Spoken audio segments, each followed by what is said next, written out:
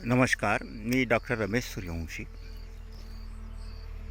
अभ्यासिका, कन्नड, जिल्हा छत्रपती संभाजीनगर. एक आनंदाची गोष्ट, आत्तापर्यंत भाषातज्ञांची, भाषाशास्त्रज्ञांची जी मक्तेदारी होती ती महाराष्ट्रातल्या विविध पक्षांनी मोडीत काढली. आजपर्यंत भाषा आणि बोली यावर फक्त भाषातज्ञ बोलायचे, आता त्यांची मक्तेदारी मोडीत काढली. एक आधी लक्षात घ्या, भाषा हे संपर्काचं साधन असतं. आधी ते होतं, आता नाही.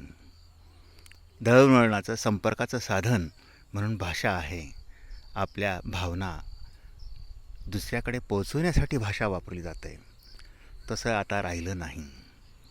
आता आपल्या धर्माचा, आपल्या प्रांताचा, आपल्या पक्षाचा उदयोदय करायचा असेल तर विशिष्ट भाषेला आपण जोपासलं पाहिजे. ती सध्या सक्तीची केली पाहिजे. ही सगळीकडे एक लाट पसरली. अर्थात सत्ताधारी काही करू शकतात, तो भाग वेगळा. त्यातलाच हा एक भाग आहे. आता अलीकडे महाराष्ट्रात सगळ्या रिक्षावाल्यांना मुंबईमध्ये, पुण्यामध्ये मराठी बोलणं सक्तीचं केलं आहे. मराठी बोलता येत असेल तर महाराष्ट्रात राहा, नाहीतर आपल्या गावाकडे परत जा. मला हे म्हणायचं आहे, तुम्ही कोकणीला स्वतंत्र भाषेचा दर्जा दिला आणि कोकणातले जवळजवळ 3 लाखावर लोक मुंबईमध्ये काम करतात. त्यांची कोकणी तुम्ही मराठी म्हणून स्वीकारता आणि तिला स्वतंत्र भाषेचाही दर्जा द्या. मग आता या 3 लाख लोकांनी मुंबई सोडून चाललं जावं का कोकणात? आणि दुसरी गोष्ट, मराठी म्हणता तुम्ही, ती महाराष्ट्राला कळते का? मराठवाड्यात जर म्हटलं तो लय आळप्या आहे, तुम्हाला कळालं आहे का ते काही? किंवा नागपूरचा म्हणतो माया बुडा डवऱ्याला गेला, कळते का काही यातलं? मग तुम्ही असं सांगा, विदर्भात काम करायचं तर वैदर्भी आलीच पाहिजे, नाहीतर विदर्भ सोडून जा. मग तो IAS अधिकारी का असेना.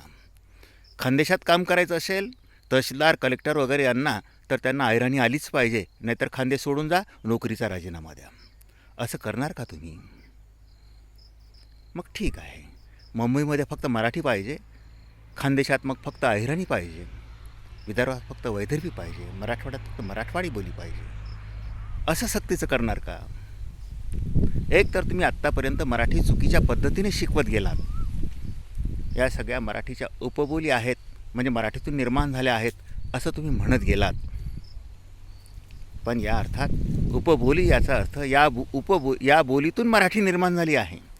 मराठी फ्रेमवर्क आहे, नियमबद्ध आहे. शुद्ध अशुद्धचे नियम केलेत. 4 वेळा ते नियम बदललेत. 4 लोकांची कमिटी होती आणि त्या लोकांनी ते नियम बसवलेत आणि ते सगळ्यांनी मान्य केलेत आणि ते व्यवहारात वापरले गेलेत. मग आता तुम्ही रिक्षावाल्यांना ते नियम शिकवणार? महाराष्ट्रात मराठीत 10वी 12वीला नापास होणाऱ्यांची विद्यार्थ्यांची संख्या मोठी प्रचंड आहे. ती 100% तुम्ही आणू शकलात का?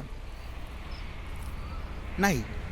कारण तो मराठीत पेपर लिहिताना त्याच्या मातृभाषेत, त्याच्या बोलीभाषेतले शब्द वापरतो आणि आम्ही त्याला चक्क चूक म्हणून त्याला नापास करतो.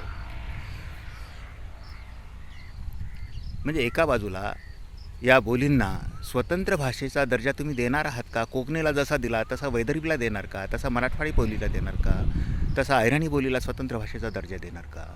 मग प्रांतवार रचना करणार का पुढे चालून? ठीक आहे, मुंबईवाल्यांनी, मराठीवाल्यांनी बळी दिले एवढे आणि मराठी ती केली, महाराष्ट्र टिकवला. मग खानदेशवाल्यांचं त्यात कॉन्ट्रीब्युशन नाही का? मराठवाड्याचं नाही का? वैदर्भीचं नाही का? मग या बोलींचं काय? ठीक आहे, आता सत्तेसाठी, राजकारणासाठी तुम्ही काहीही करू शकता. जय हो सत्ताधाऱ्यांची. नमस्कार, धन्यवाद.